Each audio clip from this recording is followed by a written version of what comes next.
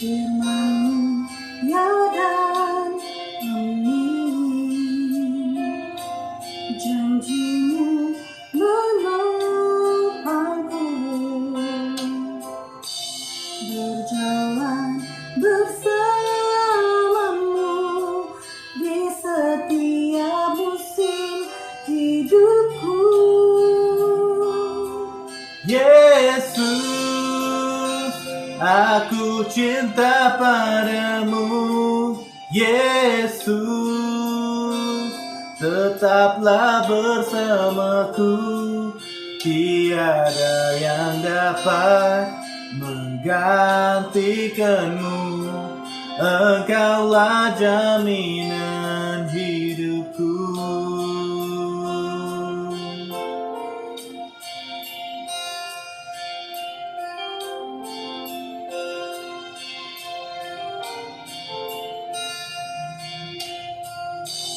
Firman-Mu ya dan amin.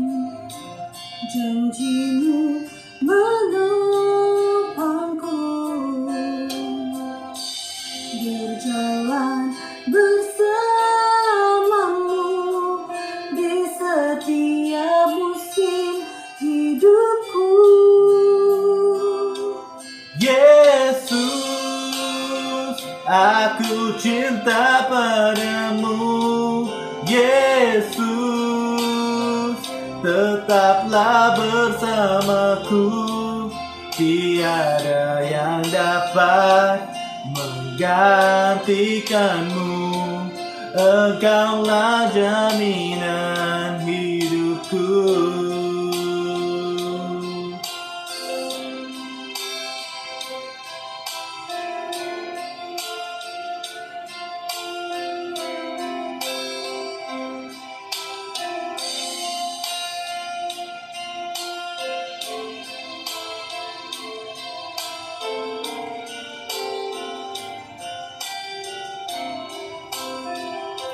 Yesus, aku cinta padamu. Yesus, tetaplah bersamaku. Tiada yang dapat menggantikanmu. Engkaulah jaminan hidupku.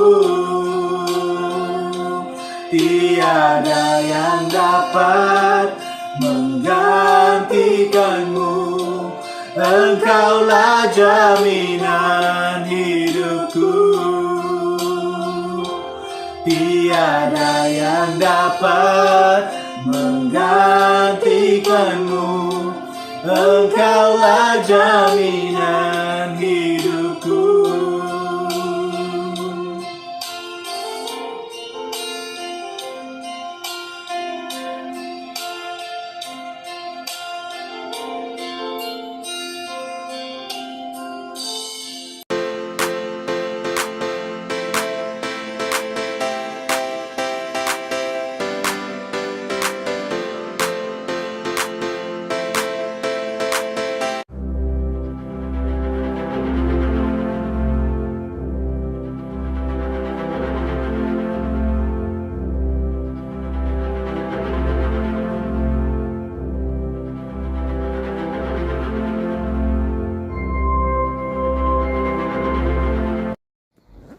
Shalom kepada semua hadirin dan jemaat gereja New Life Shalom.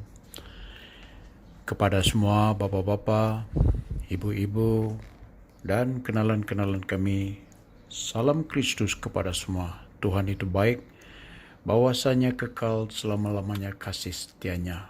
Amin. Ingin saya ingatkan bahwa kita masih dalam suasana pandemik COVID-19 ini, di mana kita masih diberi SOP yang baru. Jadi kita harus taat kepada perintah-perintah yang dikeluarkan oleh kerajaan demi keselamatan semua orang dari wabak COVID-19 ini. Bagi gereja-gereja yang sudah mula beribadah secara fizikal, doa kami agar mereka semua dilindungi dan diberkati Tuhan Allah kita Yesus Kristus. Amin. Mari kita berdoa. Bapa kami yang di surga, dikuduskanlah namamu, datanglah kerajaanmu, jadilah kehendak-Mu di bumi seperti di surga. Berikanlah kami pada hari ini makanan kami yang secukupnya. Dan ampunilah kami akan kesalahan kami seperti kami pun juga mengampuni orang yang bersalah kepada kami. Dan janganlah membawa kami ke dalam pencobaan, tetapi lepaskanlah kami daripada yang jahat. Karena Engkaulah yang punya kerajaan dan kuasa dan kemuliaan sampai selama-lamanya. Amin. Tajuk pesanan hari ini ialah Mezbah Doa, Prayer Altar. Jadi khususnya Mezbah Doa keluarga, ya. Family Prayer Altar, ya. Kita mau bermula dengan firman Tuhan di dalam 2 Samuel bab 24 pasal 24 ayat 25. 2 Samuel pasal 24 ayat ke-25. Lalu Daud mendirikan mezbah bagi Tuhan dan mempersembahkan korban bakaran dan korban keselamatan. Maka Tuhan mengabulkan doa untuk negeri itu dan itulah itu berhenti menimpa orang Israel. Ya, kita juga sedang mengalami satu wabak yang sekarang sedang menular, ya, sehingga kebelakangan ini kita melihat kes-kes baru melonjak dan kita harus berhati-hati dalam perkara. Jadi apa yang kita perlu buat ialah kita perlu berdoa. Kita semua berdoa, tetapi kita perlu membina mezbah doa, ya, iaitu membina mezbah doa dalam keluarga, bermula dari keluarga kita, ya. Jadi apa itu mezbah? Ianya adalah tempat yang didirikan untuk bertemu dengan Tuhan, di mana kita berinteraksi, kita berhubung dengan Tuhan, dengan Tuhan melalui Roh Kudus dan mempersembahkan diri kita sebagai korban yang hidup. Kita biasa melihat mezbah yang dibina di rumah-rumah ibadat, di dalam rumah-rumah sendiri pun ada. Biasanya saya pernah lihat orang berdoa depan mezbah, kemudian mereka pergi keluar dan tidak memikirkan lagi tentang apapun. Bagi mereka, Tuhan mereka ada di mezbah di rumah atau mezbah di rumah ibadat. Ya, bagi orang Kristian, mezbah doa mereka ada di dalam hati mereka. Dalam perjanjian lama, mezbah dibina dengan tangan, tetapi dalam perjanjian baru, mezbah dibina oleh Tuhan Roh Kudus dalam hati kita. Jadi Tuhan memberikan kita penolong, yaitu Roh Kudus, untuk membantu kita dalam perjalanan hidup kerohanian kita ini di atas bumi. Biasanya semua orang merendahkan diri bila berdoa, apalagi bila di depan mezbah doa mereka. Bagi kita, dalam Kristus, kita harus mengampuni setiap orang sebelum kita mempersembahkan doa kita di mezbah. Di dalam Matius 5 ayat 23 dan 24. Berbunyi begini, sebab itu, jika kamu mempersembahkan persembahanmu di atas mezbah dan engkau teringat akan sesuatu yang ada dalam hati saudaramu terhadap engkau, tinggalkanlah persembahanmu di depan mezbah itu dan pergilah berdamai dahulu dengan saudaramu, lalu kembalilah untuk mempersembahkan persembahan itu. Ya, saudara-saudara, apalah gunanya korban yang diberikan Tuhan, yang diberikan kepada Tuhan, kalau tidak ada kerendahan hati? Korban yang Tuhan mahu adalah hidup yang sudah berserah sepenuhnya, yaitu dia menerima doa mereka yang benar-benar merendahkan diri, benar-benar minta Tuhan ampuni dosaku, kemudian dia dapat mengampuni dosa kita. Maksudnya ialah, kalau kita mencari Tuhan, biarlah dengan segenap hati. Dan untuk itu kita perlu merendahkan diri supaya seperti yang ditunjukkan Yesus kepada kepada pengikut-pengikutnya. Kata orang, cakap senang tapi buat memang susah. Memang betul saudara-saudara. Ianya boleh dilakukan, tetapi perlu dibimbing oleh Roh Kudus. Sebab itu kita ada pemimpin-pemimpin gereja, pendeta-pendeta. Jadi kita harus mendengar pedoman dari mereka, peringatan dari mereka, jalan yang mereka berikan kepada kita. Kita bawa ke dalam doa, di dalam keluarga kita dibimbing oleh Roh Kudus, dipimpin untuk menjalankannya sesuai dengan kehendaknya. Kalau ia tidak boleh dilakukan, pasti Alkitab tidak akan mengatakan sedemikian. Roma 12 ayat 1. Karena itu saudara-saudara, demi kemurahan Allah, aku menasihatkan kamu supaya kamu mempersembahkan tubuhmu sebagai persembahan yang hidup, yang kudus, dan yang berkenan kepada Allah. Itulah ibadahmu yang sejati. Ya saudara-saudara, kita lihat Yesus lahir dalam perjanjian lama untuk menggenapi hukum Taurat. Kelahirannya adalah untuk memerdekakan manusia dari perhambaan hukum Taurat. Galatia 4 ayat 4 dan 5. Tetapi setelah genap waktunya, maka Allah mengutus anaknya yang lahir dari seorang perempuan dan takluk kepada hukum Taurat.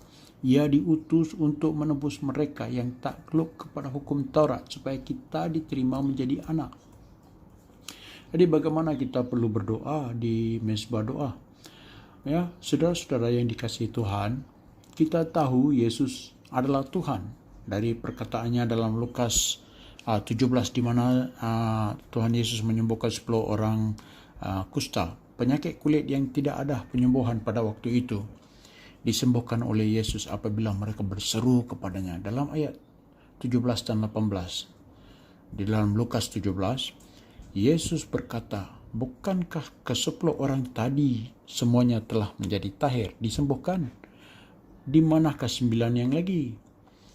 Tidak adakah di antara mereka yang kembali untuk memuliakan Allah selain dari orang asing ini? Nah, orang yang kembali ini dalam ayat 16 lalu tersungkur di depan kaki Yesus dan mengucap syukur kepadanya. Oleh itu saudara-saudara yang telah menerima keselamatan yang diberi secara percuma, marilah kita menetapkan dalam hati kita. Kita mau membina mezbah doa untuk Tuhan Yesus karena dialah Allah kita. Ya saudara-saudara, dalam 1 Raja-Raja 8 ayat 54 berbunyi begini firman Tuhan. Ketika Salomo selesai memanjatkan segala doa dan permohonan itu kepada Tuhan, bangkitlah ia dari depan mezbah Tuhan setelah berlutut dengan menadahkan tangannya ke langit. Inilah caranya kita mesti berdoa. Di mezbah doa kita perlu tersungkur di hadapannya. Kita bina mezbah doa di rumah bukan dengan tangan, tetapi Tuhan membinanya dalam hati kita. Dan kita berdoa, sujud dan menadahkan tangan kita, tanda berserah sepenuhnya. Bermula dengan mezbah doa dalam keluarga. Setiap keluarga akan merasakan hadiratnya dan kuasa Roh Kudus akan mengurapi setiap anak-anaknya serta membawa doa kita kepada Bapa kami yang ada di surga. Ya, saudara-saudara yang dikasihi Tuhan. Tuhan itu baik. Ia adalah tempat perlindungan pada waktu kesusahan. Ia memelihara orang yang berlindung kepadanya. Ia mengenal orang yang berlindung kepadanya. Sebenarnya pada waktu cobaan dan penderitaan manusia, dia mendekatkan diri mereka kepada Yang Maha Kuasa. Di mana sahaja mereka berada, di apa sahaja kaum atau agama, setiap manusia akan berdoa. Kelebihan kita dalam Kristus adalah kita diberi hak untuk menjadi anaknya dan memanggilnya Bapa. Ya, inilah satu anugerah yang diberikan kepada kita. Kita ada Tuhan yang dimana di dalam sejarah kita lihat ya ia lahir, ia disalibkan, mati dan dikuburkan. Tapi kita juga tahu melalui sejarah kuburnya kosong, dan kita juga tahu daripada saksi-saksi mata yang mengatakan ia hidup, ia telah bangkit, ia telah dimuliakan. Maka kita ada Tuhan yang hidup. Kita boleh percaya doa kita itu didengarnya. Kita boleh dipastikan satu perkara, yaitu Tuhan sedang mendengar doa kita. Itulah kelebihan kita yang diberi hak menjadi anaknya itu, dapat memanggilnya Bapa. Tuhan itu penyayang dan penuh belas kasihan. Ia sabar dan penuh kasih. Ia tidak selalu mengecam walaupun kita sudah berdosa terhadapnya, tetapi ia tidak menghukum kita sesuai dengan kesalahan kita. Kasih-Nya setinggi langit dari bumi terhadap orang-orang yang hormat akan Dia, sejauh timur dari barat. Demikianlah dijauhkannya pelanggaran-pelanggaran kita daripada kita. Ya, Bapa yang mengasihi anak-anaknya.